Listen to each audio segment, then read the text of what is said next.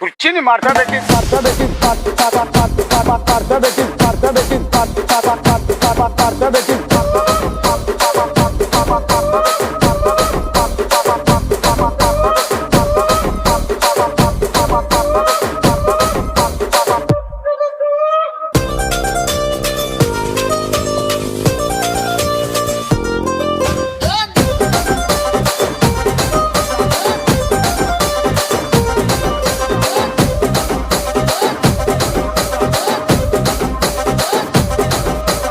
దానికేమో మరి దానికేమో మేకలిస్తివి, మరి నాకేమో సన్న బియ్యం నువ్వు కలిస్తివి.